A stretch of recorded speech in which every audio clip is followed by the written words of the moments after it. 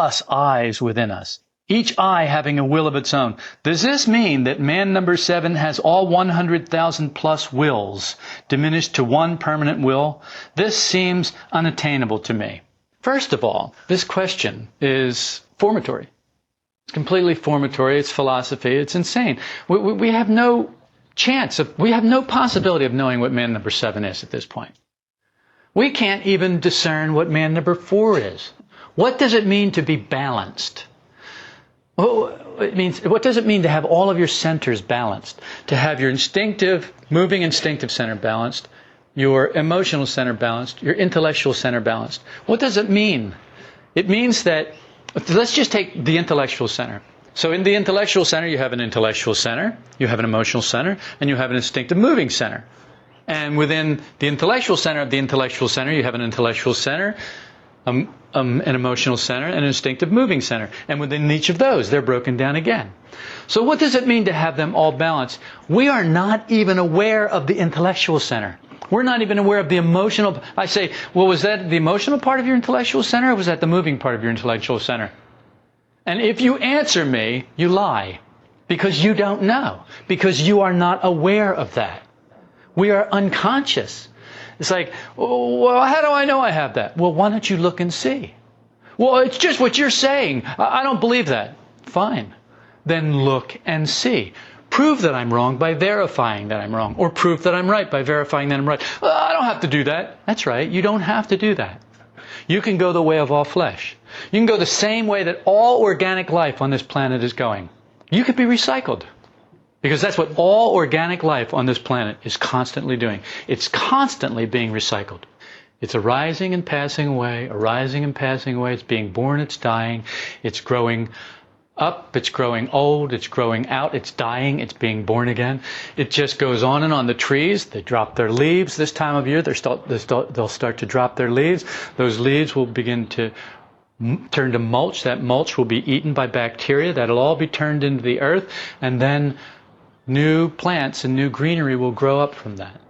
And it will go on and on and on, like it's gone on and on and on. And the sea will purify all the waste and garbage that we put into it until we finally put so much into it that not even the oceans themselves can keep up with the destruction that we can do.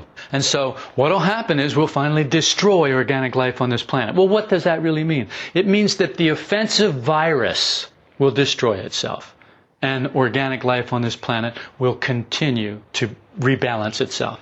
So, in a sense, a balanced man, in one sense, the ordinary man, is just a man who grows, does what he does in life, then dies, and the worms and the bacteria eat him, and then they go on living, and that's the end of that. He's a balanced man because he's balanced out.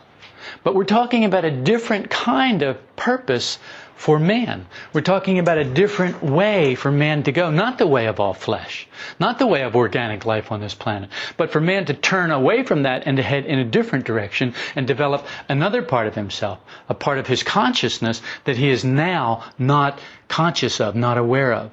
And part of that is knowing the centers that you have inside of you, how they work, why they are not in balance, why one center is working for another center, why your emotional center is doing your thinking for you, or why your thinking center is doing your moving for you, or why your moving center is doing your thinking for you. And we'll just take it on just take 3 centers. Just take the intellectual center, the emotional center, and the moving center. And leave the instinctive center alone because it's doing fine without you. It doesn't need you breathing for it. It doesn't need you beating its heart for it. It doesn't need you circulating blood or digesting food. It doesn't need your interference. Your interference could only mess you up. It only messes up the body. So we leave that alone because it's working just fine. It knows how to do its job. But the parts that we are supposed to be in control of, those are the parts that are so wacky. Instead of thinking, we have this formatory apparatus. We slap back and forth from yes, no, right, wrong, hot, cold, black, white, all the extremes. We go back and forth, and there's no middle ground for us. We need to train ourselves to find a middle ground. So we need to train ourselves to be in the intellectual center and to direct our thinking, to actually give attention to something, and to keep our attention there for a little while. A little while could be anywhere from 2 to 9 seconds. 10 seconds is pressing it for most people. 10 seconds, give your attention to something for 10 seconds. I can do that. No, you can allow something to take your attention for 10 seconds, or maybe an hour, or maybe 2 hours. You can be totally absorbed in a book. But that doesn't mean that you are directing your attention. It means that it is holding your attention. If you can't see the difference, it's because you have not observed yourself. If you've not observed yourself with proper self-observation, then you can't see the difference. This whole thing about 100,000 plus eyes within us, I don't know how many eyes are in us. I don't know where you came up with the number 100,000 plus. I don't know. I have no idea how many eyes are in us. What I do know is that I don't know how many eyes are in us. I don't know how many eyes are in me. I can't label them. I can't name them. I can't tell you where they are, who's running what, when, because I'm unconscious. Now, there is more consciousness and less consciousness. I can be more conscious. I can be less conscious. But I'm not conscious of 100,000 eyes. Now, so I don't really know if man number 7 would have 100,000 wills diminished to one permanent will or not. I don't know. What I imagine and what I understand from what people who have awakened more than I am awake have said is that what happens, and I can prove this in scale because it's very much like what happens to me now. Now, there are a number of eyes, and they all have something to say. But there are a group of work eyes. There's a group of work eyes, and they're saying, look, I understand everybody has something to say, but we can't all talk at once. The group of work eyes submits all of the soliloquies that all of these eyes have, each individual soliloquy, submits them all to the work principles. The principles that I actually have been able to verify and that I can accept. It submits them and says, okay, well, this is a negative emotion. We're not going to allow this to express. Well, this is a negative emotion. We're not going to allow this to express. Well, this has nothing to do with the subject, so we're not going to allow it to express. So it filters out and subdues, basically, the eyes that really, the little mechanical eyes that really have nothing to say, that don't even really understand the work.